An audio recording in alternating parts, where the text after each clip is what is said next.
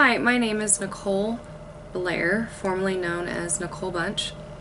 I would like to take some time to read and discuss from the New Testament, 1 John 3:16 through 18, from the New International Version. This is how we know what love is. Jesus Christ laid down his life for us, and we ought to lay down our lives for our brothers and sisters.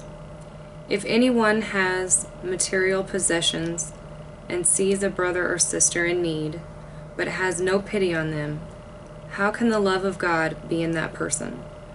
Dear children, let us not love with words or speech, but with actions and in truth.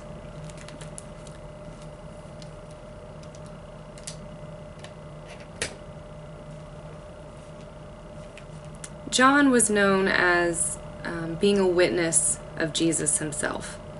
And it is noticed that John makes his writings between opposites in a descriptive way for learning. His audience is mainly unknown, but declared obvious that he was speaking to believers throughout the church. John the Apostle was known for being a practical author, which we will see brought through in these passages. The main theme of the passage is fellowship and love.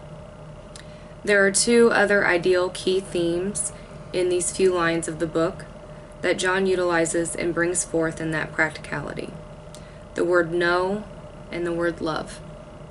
He is saying in practicality, this is how we know what love is, and then goes on to describe how we know if our actions are brought forth in love. To lead the believers who John was speaking to, he deters from defining love and defines how we know if our actions are brought forth or not brought forth in love. Then he ties the latter definition of what is not love and vows to implore that the love of God cannot be seen by not showing pity on others, specifically our brothers and sisters. Finally, he bridges the gap between knowing love and knowing, and ties it into what truth is.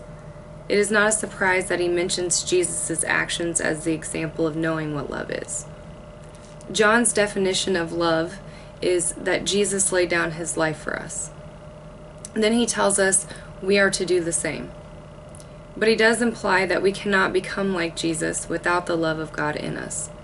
This is important to note, and he explains that those who show no pity by giving to those who are in need do not have the love that is inside of them. This is where the key term know comes into play. By showing pity to those in need is how we will know that the love of God is in someone. He then closes with a victorious walk out, showing that truth is conveyed through actions, and these actions are profitable only with love. Very important that we notice here the mentioning of truth. Truth is seen in actions, not words or speech. An example of not exerting through God's love will show the truth of unwillingness or possibly calamity. For example, if I see someone who is in need of clothing, or I come across someone in the streets that are in need of clothing, I have an abundance of clothes in my closet. If I choose to give to this person in spite of helping out of love, maybe by doing good for them because it looks good to others, or I showboat my good doings, this is also an example of not giving or being there out of love. God's love, when you see someone in need, does many things, but two things that are prominent in my experience. One, you feel urged to give because you care about others in need. You care that they are sheltered or comforted and do not go without. Another feeling is conviction with God. You will feel almost in trouble if you are not compelled to help someone in need that God sees fit for you to do.